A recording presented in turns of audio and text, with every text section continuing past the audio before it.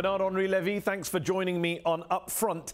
Given the election of Donald Trump, who's perceived by many to be an isolationist, is the age of Western military intervention, of liberal intervention, which you've so strongly supported, of humanitarian intervention, as many call it, is that now over? I don't know if it is over, but it will be probably frozen for a few years. Yes, Mr. Trump said it very clearly. He does not give a damn about human rights. He does not give a damn about democracy. And he's one of those who believe that democracy is good for the white Protestant European or American and bad for the third world or for the developing country or for South America or for Arab world. So two standards for him. You have written and spoken a great deal about the horrific situation in East Aleppo, where residents have been under siege, been barrel-bombed for a long time now. President-elect Trump seems much less keen on working with the Syrian opposition, with the rebels. He's much keener on forging some sort of alliance with the Assad regime, with the Russians. What happens to the people of East Aleppo now, in your view? For me, the situation in Aleppo will be the shame of our generation. I am ashamed to be the contemporary of what happens in Aleppo. I will ask forgiveness all the rest of my life to the coming generation to have been witness of what is happening in Aleppo and not having been able to prevent that. This, for me, is the absolute embodiment of the evil today. Civilians under fire, war of a dictatorship on one side and of ISIS on the other side against the civilians. This is the absolute shame of our times. And you would have liked to have seen a US-led military intervention, a no-fly zone maybe, which a President Clinton probably would have done, but a President Trump certainly won't. I would, of course.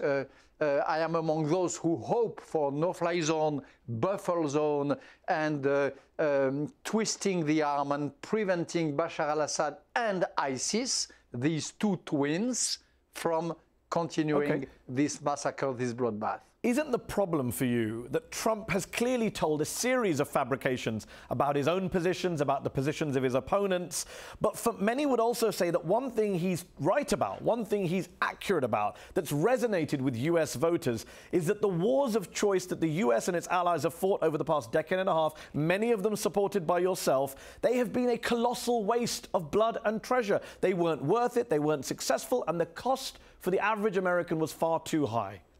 Wait a minute. The colossal spread of blood today is in Syria. The absolute nightmare is in Syria. There's a fair few nightmares in Afghanistan, Iraq, Libya, places where the West did intervene and where it didn't turn out well. In Iraq, the nightmare came from the war between Iraq and Iran. This was the worst bloodbath of this period. In Afghanistan, it was a bloodbath created by the Taliban. And in Syria, it's the bloodbath created by ISIS and Bashar al-Assad. If you compare to these three situations, Taliban massacre, Iran-Iraq war, and today Bashar al-Assad. If you compare Libya, if you compare the war, if you compare the situation in Libya, it is infinitely less concerning than the three I just quoted. The result of the intervention is much, even if it is not perfect, is much infinitely better than the result of non-intervention. I'll come back to Libya in a moment, but just sticking to the wider intervention point, you can't deny that there is a war fatigue and intervention fatigue in the US, across parts of the West, on both left and right, and Trump took advantage of that fact by pretending to be anti-war. You can't deny that there's a connection between failed wars abroad, especially on Hillary Clinton's watch, and Trump's success at home. Right. There is a great fatigue about democratic values in general.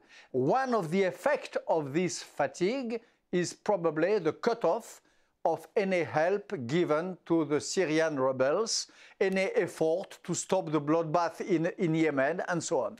don't you bear responsibility for that fatigue? Because those wars, many of which you advocated for, from the perspective of the American voter, did turn out to be failures. Afghanistan was not supposed to look this way 15 years after the Americans went in. Iraq was not to look this way 13 years after the Americans went in. Libya, yes, you may say it's better off than it was under Gaddafi, but it's clearly still a mess, divided between different governments, ISIL on the rise, bloodshed, chaos, militias. It is still a mess, it is still a chaos, but nothing comparable with Syria. As for Iraq, I have never been favorable to the war in Iraq.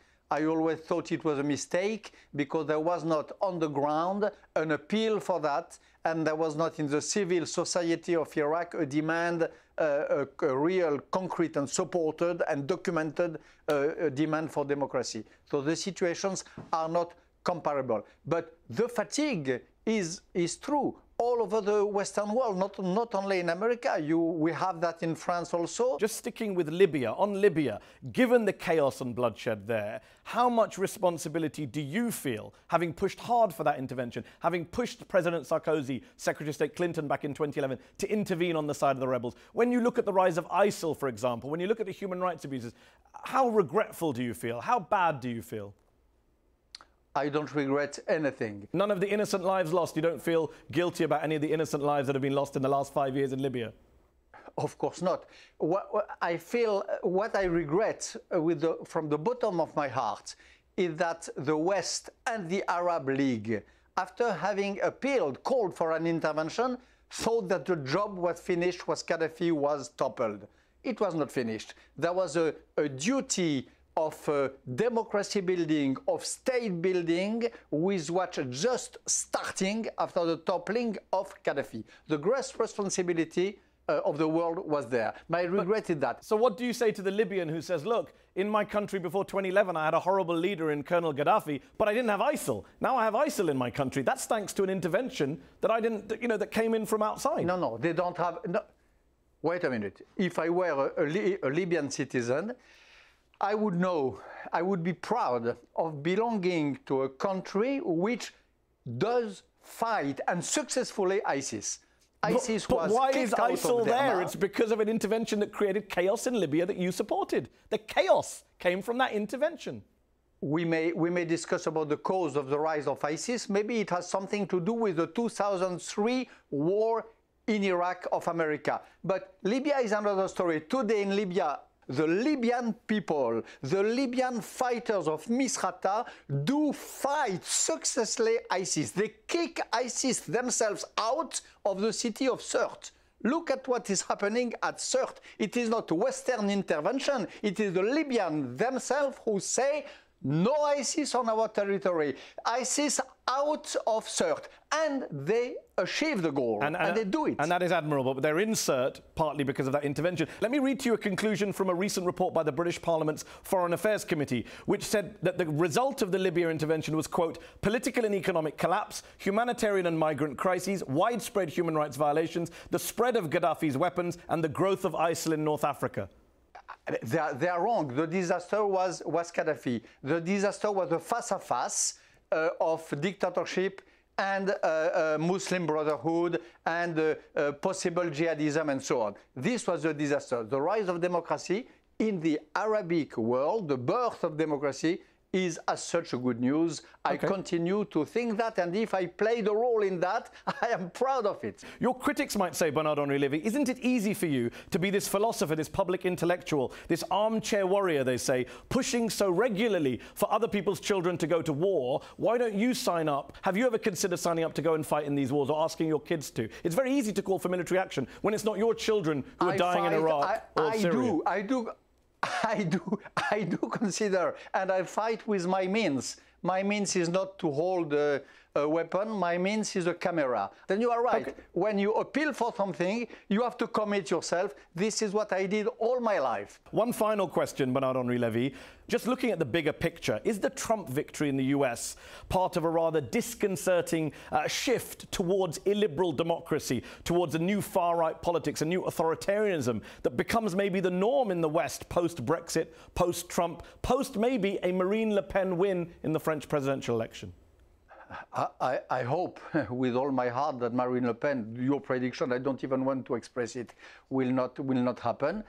But you are right, there is this tendency to illiberal regimes, to démocrature, as we say in France. It ranges from Hungary and Poland to America, and hopefully not, but maybe one day, who knows, at least part of France. This is true. There is a fatigue of democracy. There is a hatred of human rights. There is a despise to liberal values, who are a heavy tendency of the whole modernity, and which is coming back very strongly today. And this is something against which any liberal in the West, in the Arab world, and all over the world has to fight. Bernard-Henri Levy, thanks for joining me on UpFront. Thank you.